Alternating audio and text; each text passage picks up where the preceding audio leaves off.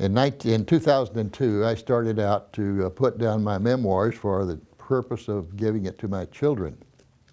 And it grew and grew, and several people began to read it, and we received a lot of encouragement about it, and were encouraged to put it into a book form, which I did in 2009, excuse me.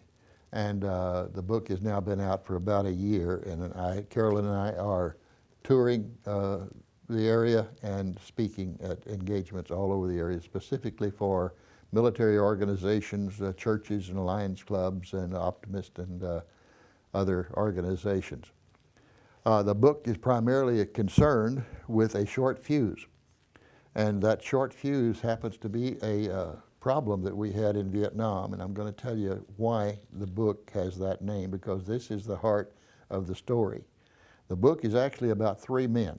It's about myself, it's about a Colonel Thomas N. Moe, who was a POW for 5.5 years across the hall from John McCain and introduced by Sarah Palin in the 2008 Republican National Convention.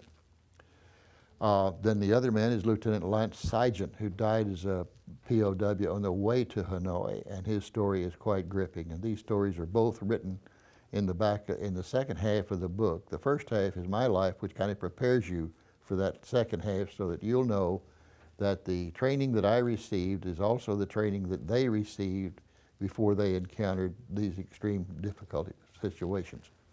And Tom has readily admitted in his part of the story that we were well prepared as best we could be to be prisoners of war. And he endured a terrible 5 years.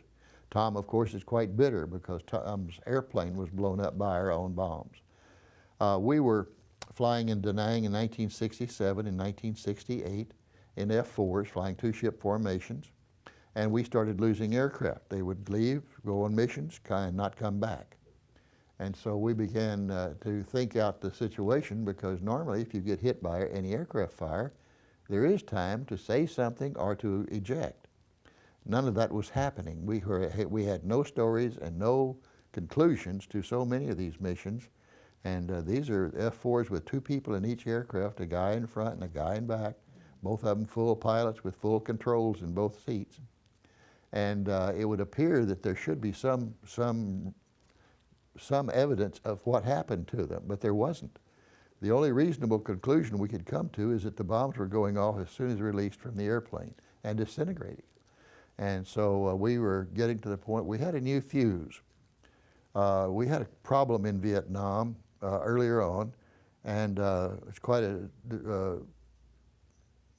unflattering account of the fact that about 30% of everything we dropped in Vietnam did not go off.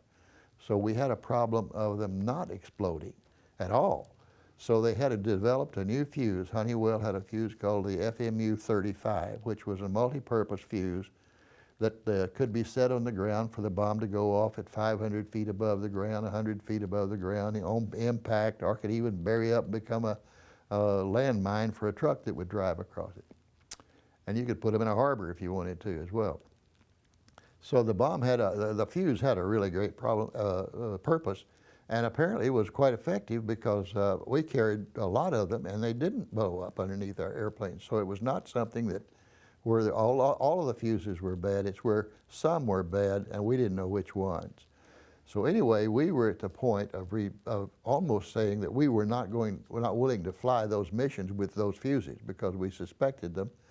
And so they sent some Honeywell people up from Saigon who inspected our fuse storage area and everything, and said that everything was okay. So we started to use the fuses again. And the first mission was a sky spot mission of 2 aircraft that were going to fly over the clouds and then drop their bombs from a radar-directed drop. It's usually what we did in bad weather.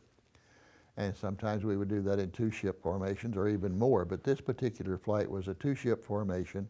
And Tom and all of the other 3 crew members all were concerned very much about these fuses they were going to carry. So they briefed the mission that when they got to the position of releasing the bombs, they were all 4 going to pull back on the stick at the instant those bombs came off the airplane, try to get as much separation as they could from the bombs before if they did go off, they would have a chance. They did that, and sure enough, the bombs went off, blew the airplanes to pieces, but all 4 of them ejected.